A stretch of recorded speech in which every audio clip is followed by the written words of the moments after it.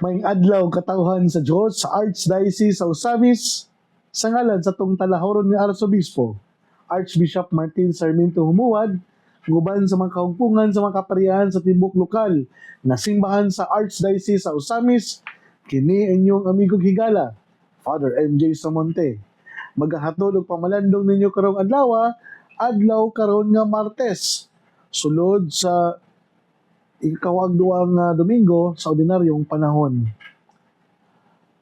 September 2, 2025. Ang ebanghelyo na atong pagbabasahon o pamalandungan karon atong pagutloon sa ebanghelyo sumala ni San Lucas. Unya miadto si Jesus sa Capernaum, usa ka lungsod sa Galilea, di nagtudlo siya sa mga tao sa adlaw ing papahulay. Natingala silang tanan sa paagi sa iyang pagtudlo kay may gahuman ang iyang pulong. Didto sulod sa sinagoga, may tao nga giyawaan og sa makusog misinggit siya. Jesus nga taga Nazaret, unsay imong tuyo kanamo?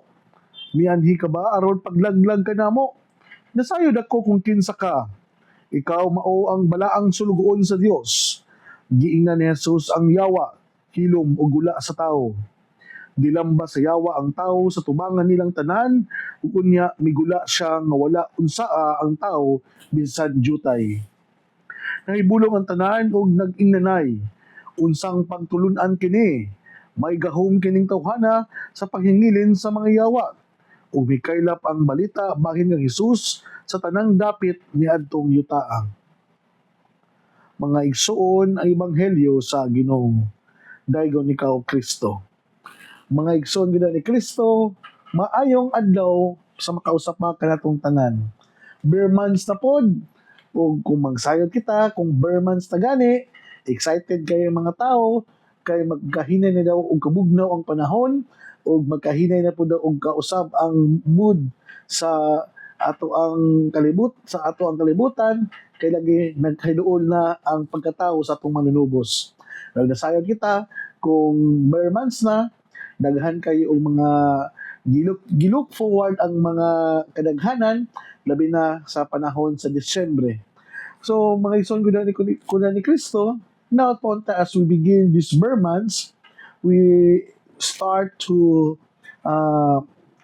internalize the meaning of what we call the nativity and the incarnation of our Lord, and sa dili pa nato dawaton ang pagkatao sa ato ang langit ng manulubos sa si Jesucristo, ato ang hinahinayon usab og andam ang atong mga kasing-kasing. Kung andam na bagid kita sa iyang pagkatao aron sa ingon sa dili pa kita nga mudawat sa batang Hesus, ato ang gilimpyuhan, ato ang gi-prepare og ayo ang atong kagalingon aron sa ingon nga ang balaan nga Dios papuy-on nato sa ato ang kinabuhi sa balaan usab nga tong kasing-kasing. Kay wala naman kita na nalipay sa mga kalibutanon lang na mga butang na kung maghisgot kita og bare months, nalipay kita tungod kay matawo og atong ato na pong commemorate ang pagkatao sa ato ang langit ng manunubos na sa Jesucristo. So mga igsoon gyud ni Kristo, ako ang pagtimbaya usab sa ato ang mga kaigsuonan diha sa San Mateo Rizal. Salamat kayo sa inyong mainiton kayo nga pag-abi-abi kanako diha sa dihang bisita ko sa mga panahon nga bisan pa man og wala mo physically nakita ninyo, pero sa dihang nakabalong nga mobisita ko sa Manila, naghanting salamat sa inyong pag-look forward na ako tagaan ninyo og panahon. Tuod man kay limitado naman akong oras o panahon sa pagbisita diha. Salamat kayo sa inyong pag-ampo na alang sa pagkuha nako og visa para sa tong umaabot nga Marian Pilgrimage karong October 14 to 31, 2025, minaot punta nga kita tagaan o manindot nga pagbiyahe, safe and sound, o mahimong successful o meaningful and fruitful na kini makatabang sa tuang pagtuo ug mas makapalawong pagyud sa tuang relasyon diha sa tuang langit nung inahan si Virgin Maria ug kini mao mas makapasuod pagyud nato sa iyahang anak nga si Kristo. Ug mo hinungdan nga kita mas mahimo pa yung buutan, faithful and loyal servant diha sa parasan sa tuang langit nung amahan. So mga igsoon ni Kristo, ang ebanghelyo nato karon nagpahinumdom kanato nga Jesus as the divine healer nga iyahang gipakita ang usa sa iyahang mga talagsaon na kapasidad o kakayahan as divine as gitawag nato as isip Dios. Kabalo kita nga ang ordinaryong tao walay kakayahan nga mumando sa usa ka spirit kanang gitawag nato bad spirit o yawa kung siya ordinaryo lamang nga tao. Mao na only God has the command, has the authority and power to command the evil spirit to go out from the possessed na tao. Ang Diyos lamang ang naay kakayahan nga mukuman ngadto sa usa ka yawa tungod kay ang yawa usa man ka evil spirit nga may possess sa tao kay ang evil spirit usa man ka matawag nato nga kana bitawng matawag nato nga naa siya kakayahan nga i-manipulate or nga bitawng i-take over ang reason, ang will sa usa ka tawo nga dili siya makabantay.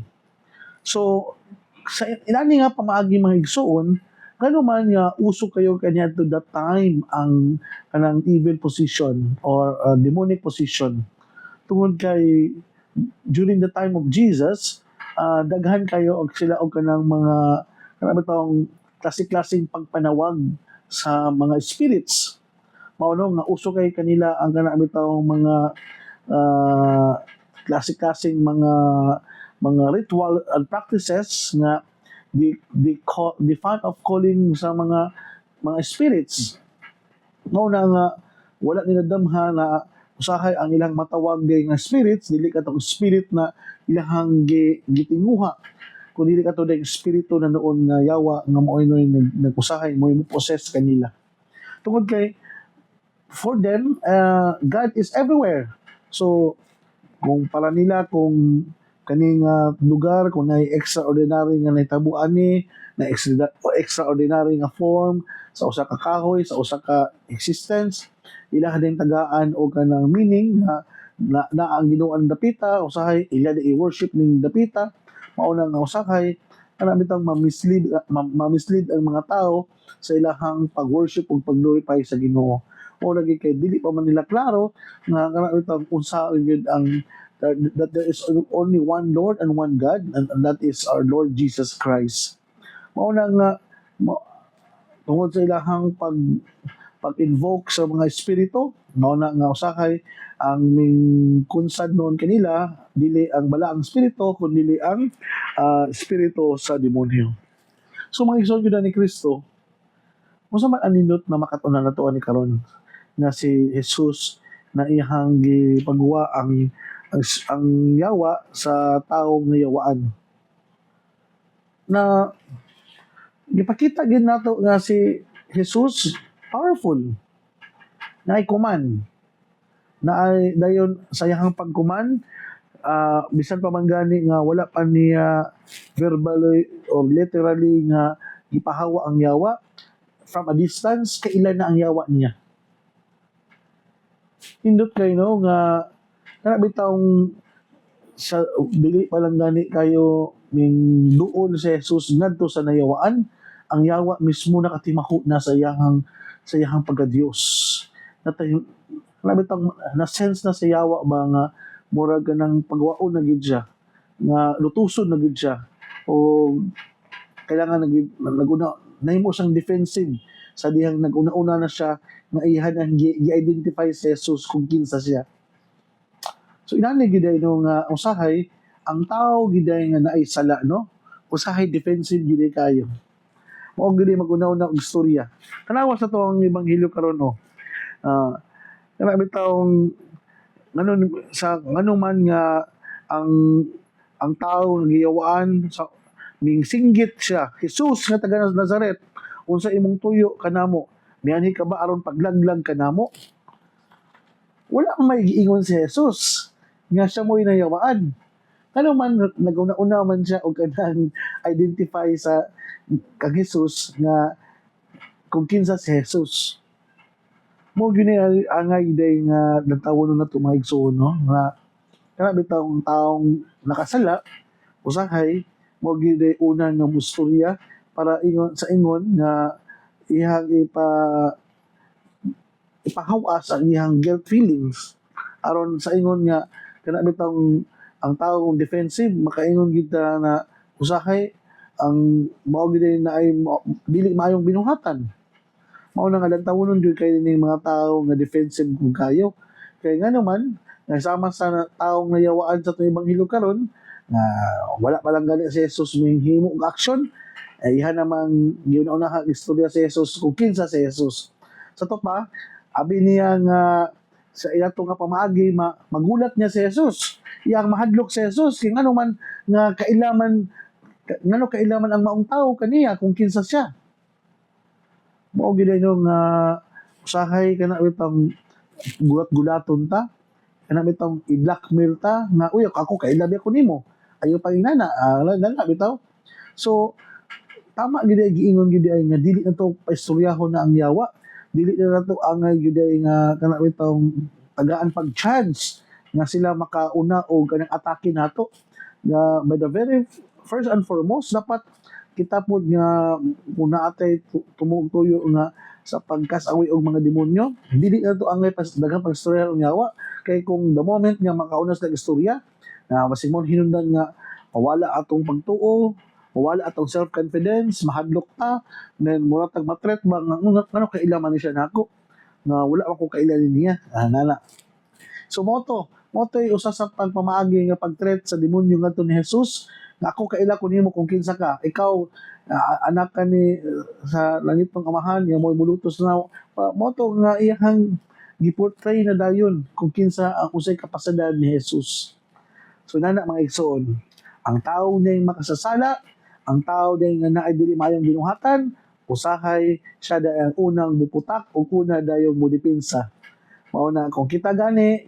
nga i-accuse sa usa ka butang nga dili maayo bisan pa man og usahay nga mura jud kanang kita na jud gituan nga mao gi suspect pero may usahay gid ay nga tugutan nato ang Ginoo nga mao poy mo depensa og mobalos kinato mo storya lang ta kung sa tong pwedeng istorya kung i-accuse ta og kanang mga butang nga wala na to gibuhat pero kung dili gyud ta tuhuan nila ato nang tugutan ang Ginoo nga mao'y mo balos para kanato dili na kita magpalabi kayo pa mahimong defensive tungod kay nasayod man pud ang Dios kung unsa ang tinuod nga atong gibuhat diha sa tago o diha sa atong isig ka tawo ikaduha mga igsoon na nibulong ang tanan kay nag-inanay sila unsay pagtulong ani kay may gahuman kini tawhana sa paghingilin sa mga yawa mao na nga mao gyud kina ang talagsaon kayo nga gahom ni Jesus no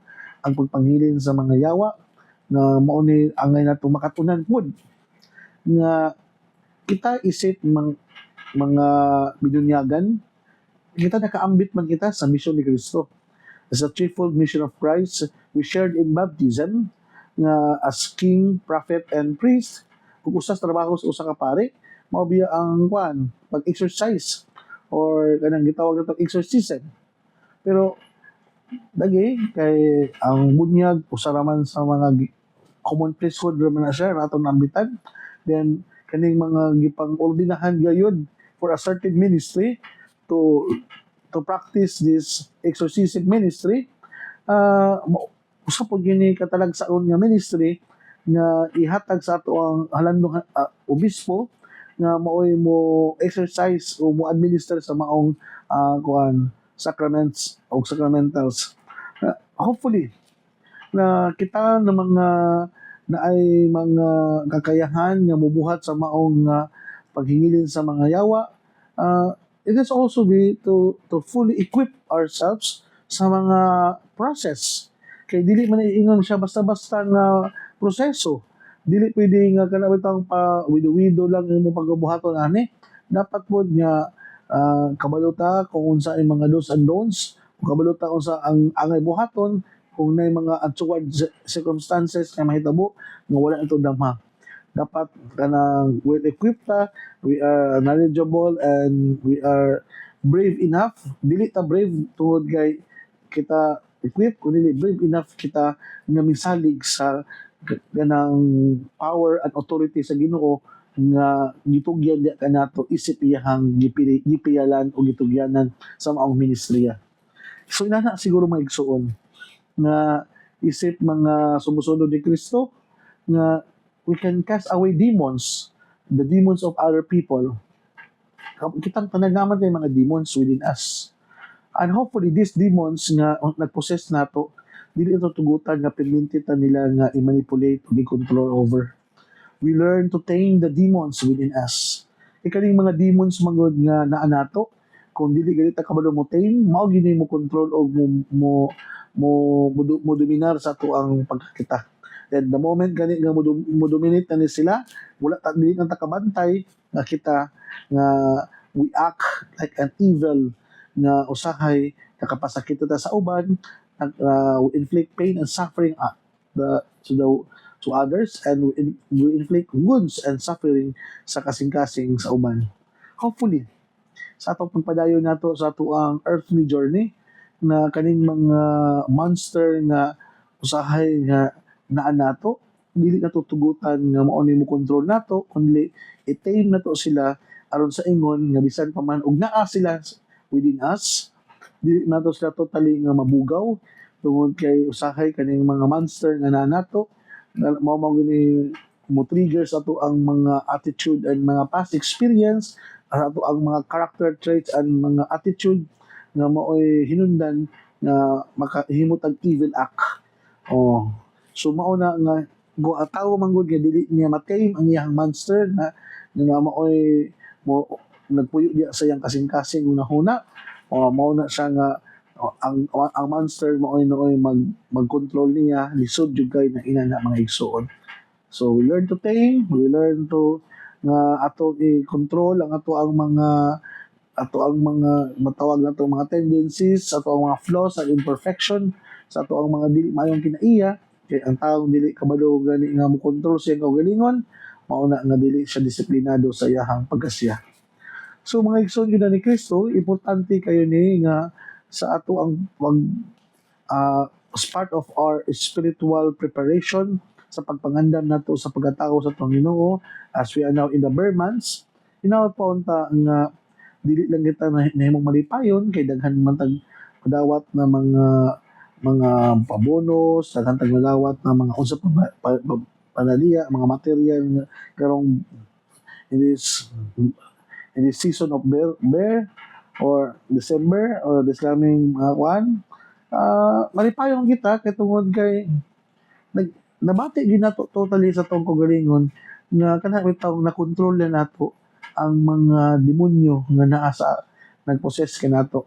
Kay usahay man gud kaning mga demonyo bitaw nagkumpiyansa kay ta abi nato na possess na usahay mao man gud ni gustong ipamati sa demonyo gud nga everything is okay, everything is alright. Para kay ang tao bitaw mo kumpiyansa kayo, mao na nga usahay sa pag full swing gani sa pagpanintal sa demonyo, ang tao wa na kasagang wala na nakadepinsa kung unsay ang niyang buhaton sa iyang kaugalingon.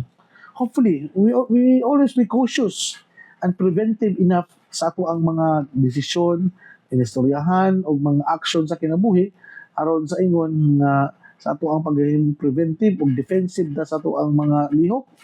Mao na nga dili gid nato totally nga mapakontrol ang demonyo sa ato ang kinabuhi.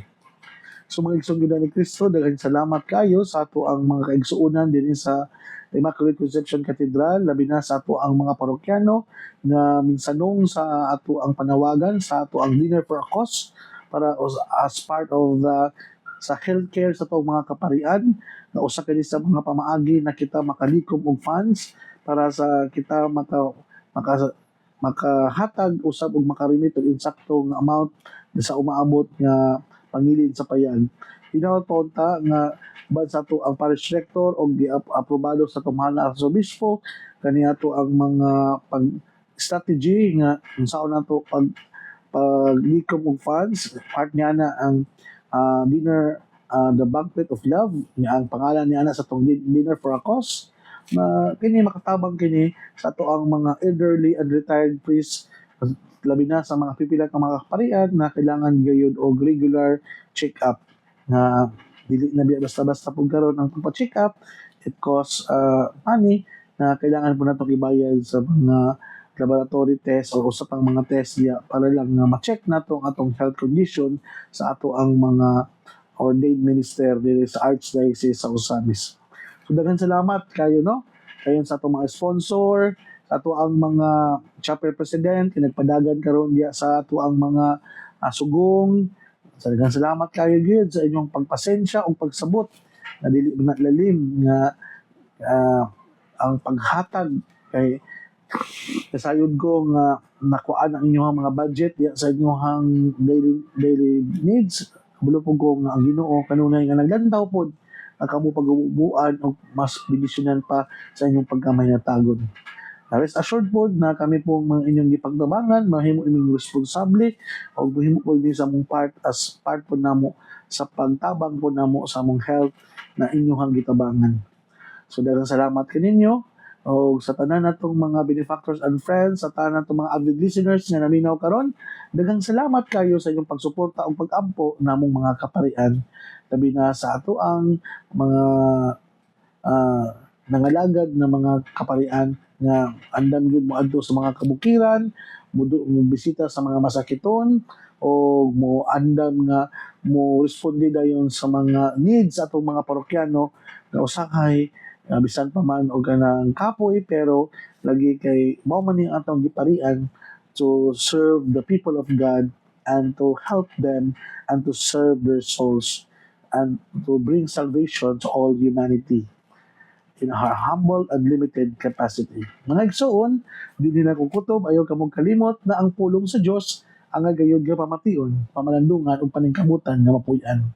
Mula ng tao nga naningkamot pagpuyo sa pulong ni Jesus, sama siya sa kahoy nga gitanom daplin sa sapa, kansang ang dahon dili gayud malaya og timpo sa ting bunga mohatag siyang maayong mga bunga. Hinaot po unta na kining tanan natong nadungog og gipamalandungan, makatabang kanato sa pagkinabuhi nga balaan na mao'y magdala kanato sa ato ang gitinguha og padulungan ang gingharian sa langit nga gipangandoy sa matag binunyagan. Igsuon ug manaw sab uban sa pangama sa tong mahal nga birhen na si Santa Maria natong gitawag dinhi sa misa-misnon og birhen sa kuta. Ang Dios magapanalangin unta kanimo sa ngalan sa Mahal, sa Anak, ug sa Espiritu Santo. Amen. Daghang salamat, Tita Barrera and family diya sa New York, o daghang salamat sa inyong pusong porta o pagmahal. God bless.